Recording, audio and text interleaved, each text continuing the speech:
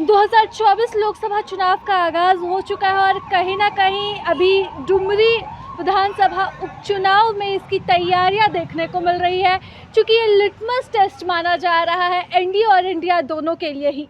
India के लिए खासकर इसलिए भी क्योंकि यहाँ दिवंगत जगन्नाथ महतो का ये चुनावी गढ़ रहा है और यहीं से जीतते हुए वह शिक्षा मंत्री रहे। 1932 का खतियान का नारा उन्होंने दिया और 1932 के खतियान के नाम पर ही जनता को उनका जन समर्थन भी प्राप्त हुआ। ऐसे में 7 तारीख को डुमरी विधानसभा उपचुनाव होना है, जिसकी घोषणा हो चुकी है।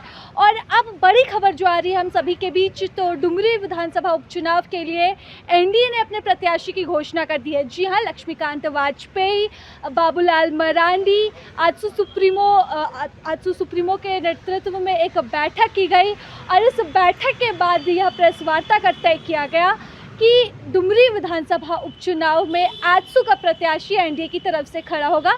जी हाँ, यशोदा देवी को एक बार एनडीए ने जिम्मा सौंपा है और यशोदा देवी जो है वह एनडीए प्रतिनिधि रहेंगी, आजसू की तरफ से चुनाव लड़ेंगी। और 7 तारीख को इस आगामी चुनाव के बाद जब परिणाम सामने आएंगे तब यह तय हो पाएगा कि आखिरकार जीत का आगाज़ कहां से होने वाला है। चूँकि प्रेस वार्ता के दौरान कह दिया है आजसू ने कि 2024 के लोकसभा चुनाव की तैयारियां जो है वो शुरू हो चुकी है और ये एक नमूना है, देखने को मिलेगा कि इस जीत के साथ ही जिस तरह से रामगढ़ में उन्होंने इतिहास रचा था, एनडीए नेतृत्व में चुनाव लड़ा गया था, एनडीए भाजपा का अलग वोट समर्थन, आजसू का अलग वोट समर्थन, तो जिस तरह से वहाँ पर जीत दर्ज की थी, वहाँ पर 1.5 लाख वोट के जीत का लक्ष्य जो है वह इस चुनाव में रखा गया है। आजसू ने अपनी तरफ से रखा है और कहा है कि कोई भी उनके वोट प्रतिशत को नहीं काट सकता है, क्योंकि सभी का अपना अपना वोट प्रतिशत है। भाजपा और आजसू दोनों ही इस वोट प्रतिशत को मिलाकर 1.5 लाख का लक्ष्य लेकर चल रही है। अब देखने वाली बात है कि जहां एक तरफ इंडिया गठबंधन के लिए ये प्रतिष्ठा का विषय बना हुआ है, तो वहीं एनडीए क्या कुछ इसमें कमाल दिखाता है। डुमरी विधानसभा क्षेत्र में आजसू का जनाधार है, पार्टी पूरी तरह से वहाँ पर सशक्त है, एनडीए पूरी तरह से सशक्त है। और एनडीए की अगर हम लोग बात करें तो भारतीय जनता पार्टी और आजसू, अब 2019 का आंकड़ा देख लें, 1,08,000 वोट हम लोगों को लोकसभा चुनाव में आया था।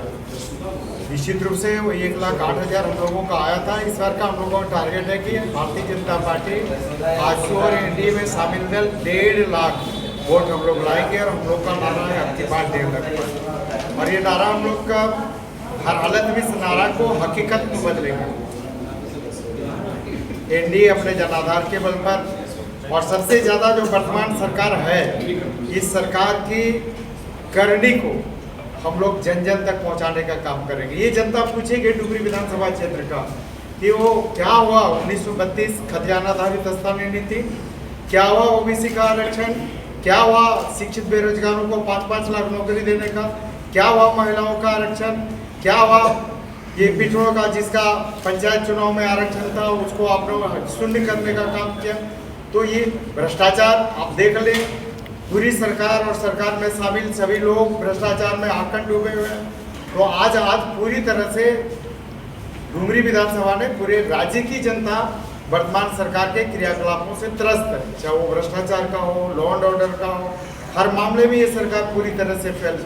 तो सरकार का जो करनी, उस करने के बदौलत वहाँ की जनता इसको जवाब देने का काम करेगी। पूछेगी जनता कि क्या जगन्नाथ जी जिसके दम पर, जिनके नाम पर सहानुभूति लेना चाहती, क्या हुआ जगन्नाथ जी सरकार या मंत्री नहीं चाहते थे, जगन्नाथ जी की इच्छा थी, हार्दिक इच्छा थी। और वो 1932 खतियान आधारित स्थानीय नीति, वहाँ की जनता पूछेगी डुमरी कि आपने जगन्नाथ जी की जी अंतिम इच्छा थी कि 1932 खतियान आधारित स्थानीय नीति झारखंड में लागू हुआ, इसका जवाब डुमरी विधानसभा क्षेत्र की जनता देने का। प्रभातखबर.com, विश्वास वही, रफ्तार नहीं।